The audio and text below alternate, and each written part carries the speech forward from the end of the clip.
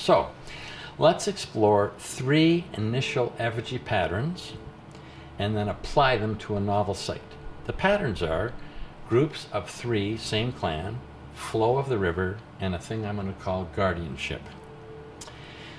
And I'm giving credit to Lyra and Tom Hopinka for the insight that effigies flow with the flow of a river. So, the presence of 3 same clan effigy mounds, too large and small. Let me show you around Lake Mendota how frequent this is. So first of all, we have 2 adults and a child, that is 2 bigs, one without a tail, 2 bigs and a small. So in this group that are now gone, we have 2 big ones and a little one, and we have 2 big bears and a little one. So that would be like 4. And then on the highest point of the peninsula, in the largest conical mound that was excavated in 1876 by Dr. DeHart, we have 2 adults and a child. So I'm going to briefly just outline this. These are flexed skeletons, seated, with the arm, the head, the back. These are in the same plane, and then there's a child estimated to be about 8 to 10 years old that was seated in the same plane as this skeleton. They're in a stone chamber. You can see there's 2 rows of stones, and there's an oval of stones in the middle. There's dirt and dirt. So how did they make this mound?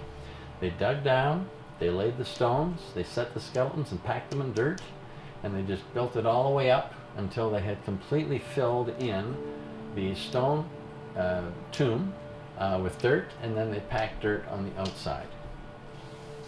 So on the grounds at Mendota, there are 5 examples of 2 adults and a child.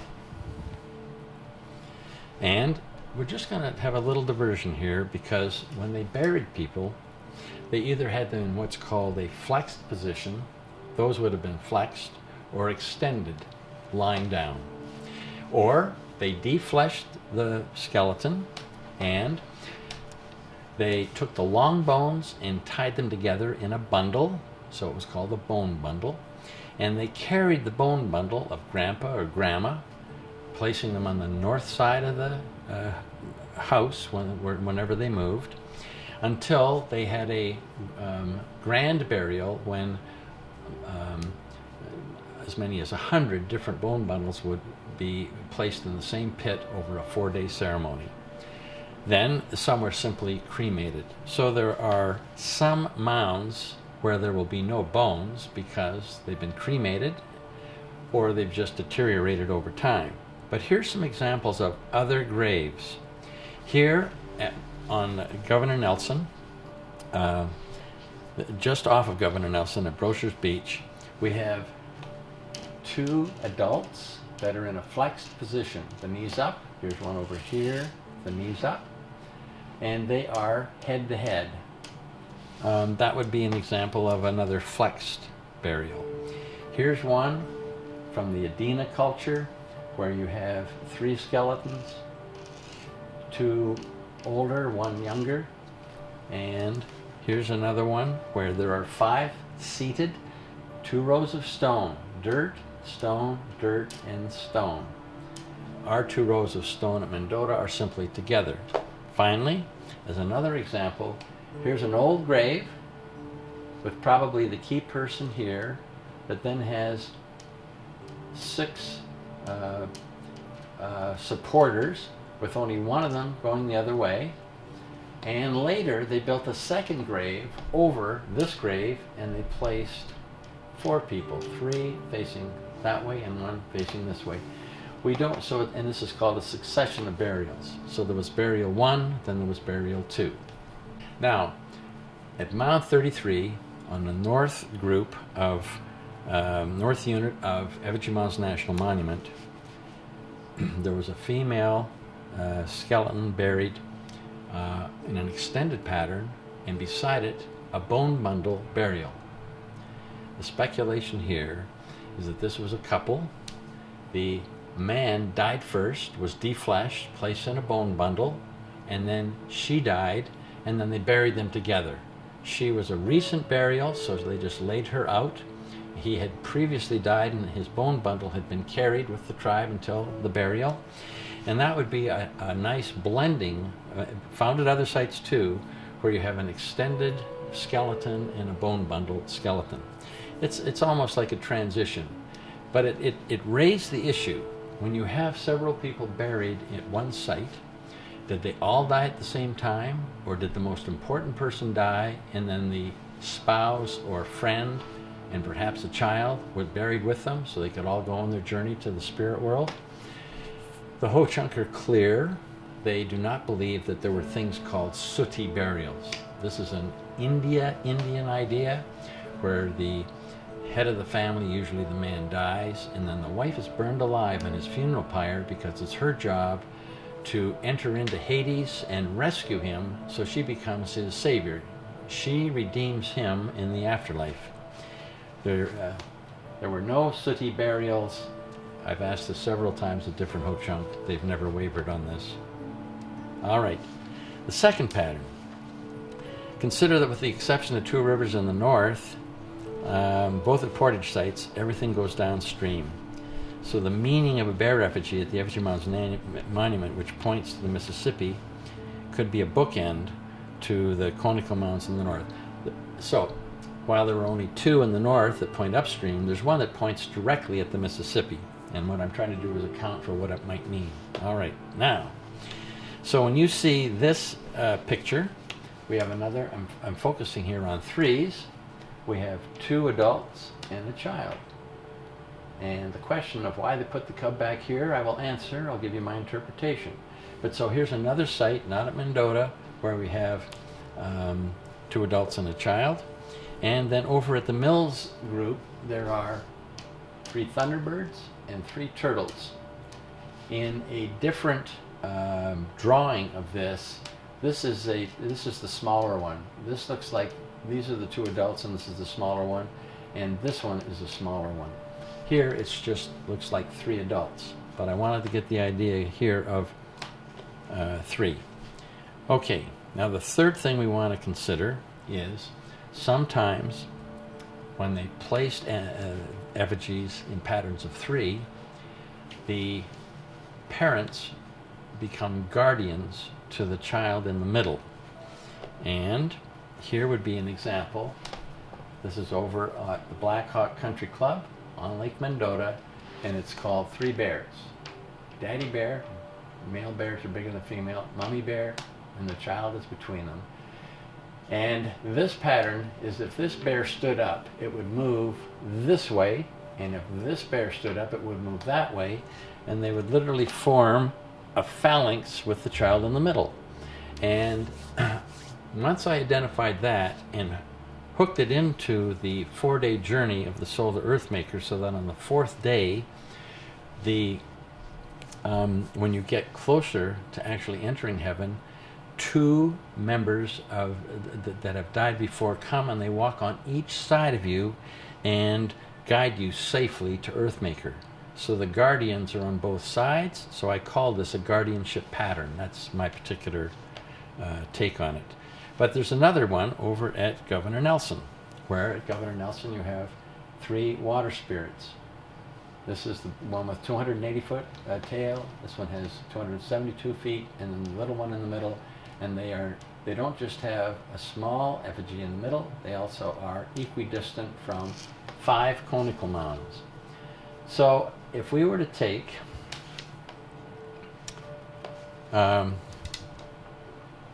Governor Nelson as an example, we would see that they had chopped off the tail of this one. So in the 20s and 30s, there was a YMCA camp that practiced archaeology on the tail, and they chopped it all the way down so that it is just now chopped off. There's a Charles Brown marker here indicating the length of the tail. And I have thanks to Bob Birmingham, I have a diagram that the Millers made in 1921 of that the tail itself. If we were ever going to restore or rebuild this mound, we actually have some guidelines on how to proceed. Now that issue about mounds that have been deformed or destroyed is very sensitive to the Ho-Chunk, and they have told me they do not want us to modify their mounds at all. They should just be left as they are. If they were going to be restored, it would help to have soil samples and a diagram or survey, as we now would have at Governor Nelson, or if you were to repair a mound, as we did at Mendota, where we filled in critter holes and replanted grass. We didn't change the form, we just let grass grow back over where grass had grown before. But with great respect to what the elders of the Ho-Chunk would like, they do not want repair. Okay, so let's apply this now, these ideas. Three same clan effigy mounds, 2 adults and a child, effigies pointing downstream, and guardianship, flanking opposed effigy mounds, and see if we can understand the mounds at the water at the forks of the Manitowoc. When I saw this diagram and considered the 3 principles, I thought I could understand what they were saying, and I thought I could locate these mounds. So this is the way the diagram is presented on a page going down. This is to the river, and we know these are panther or water spirits. So I looked at these 3, and I thought they are, in this case, above the conical mound, which I'm assuming was a burial mound. And then I looked at these 2 outside mounds in a guardianship pattern. They stood up, they would protect from the flanks or the banks. And then I looked at the way the feet were applied in an almost random way. So you have 2 of these with their feet pointing that way, and 3 of these with the feet pointing that way. And I thought, well, that would make sense if we were to consider that we're at the forks of the Manitowoc. So I wondered where these mounds might be. So first of all, I put them in the way they would look. That is, they would be going from the west to the east. This conical mound is surrounded by them, and I thought that if they were at the forks of the Manitowoc, there's only 3 places they could actually be. They could be going downstream on the northern branch, they could be here going downstream on the southern branch, or they could be here going downstream after the waters had come together at the forks. And I thought they would be here. And the reason I thought that they would be here is that these 3 all have their feet pointing the same way. Perhaps they came from the same branch. In this case, it would be the southern branch. And these all have their feet mixed up because that could represent water from both branches. That is, the water would have come together from both branches and mingled, and therefore I picked that as the spot. I phoned the president of the Calumet County Historical Society, Mr. Yarling. He knew that the Brandenburgs owned the farm at that place and had from the early 20s. And he arranged for me to meet with the Brandenburgs, and when I got there, this is what I saw. This is a cornfield. These are all gone, but there's a road that comes right down to here, and on the edge of the road there are remnants of both of these mounds. And when you stand here, what you see is the north branch coming around a small hill and the south branch coming up. This is kind of marshy land, and then they run almost in a straight east-west line out to the Manitowoc River. And so I thought what I had found was the actual site of these mounds, and that their placement was no longer a mystery to me. Then the question became, was this mound, this conical mound, a burial mound that later had effigies built around it? I'm going to show you 2 places where that is clear. Here, it's a speculation. We may never be able to answer it, but here then is the first time I found meaning in the placement of feet. so that this says we're from the southern branch. This says guardian. This is the vanguard protecting the souls as they go downstream to the heaven that's in the Lake Michigan.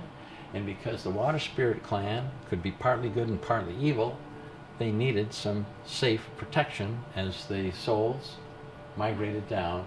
These become a key, one for each branch, and I just thought that they seem to fit right out of the flow of the river as it came this way and then as it went out.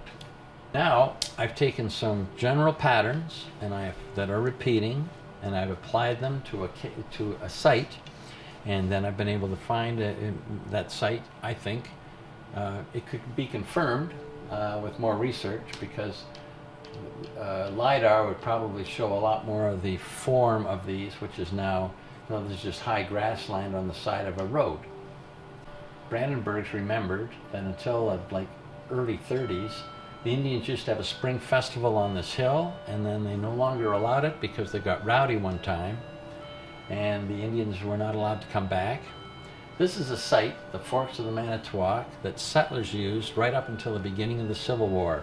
They would go to Manitowoc, they'd get on a boat, and they would come up to the Forks, they would get out, and then they would take the branch of the river that would lead them to the land that they had purchased. So, a very known site, nice, gentle flowing water, no major waterfalls. If a person was going to have a ceremony here, people could arrive there easily in 2 days of canoeing, even upstream, because the flow here is so gentle. So here's the interpretation, and I've highlighted the word interpretation. Here's what I think they were saying there. The soul or souls buried in this grave, that is in the Conical mound, who were familiar with the people who lived in and around this river system, because it's relatively flat land, there would be ease of communication, it was a bartering center, are journeying with the flow of the river to the Great Lake to join the spirits of their ancestors, and are accompanied by warriors who precede them to ensure the journey is made safely.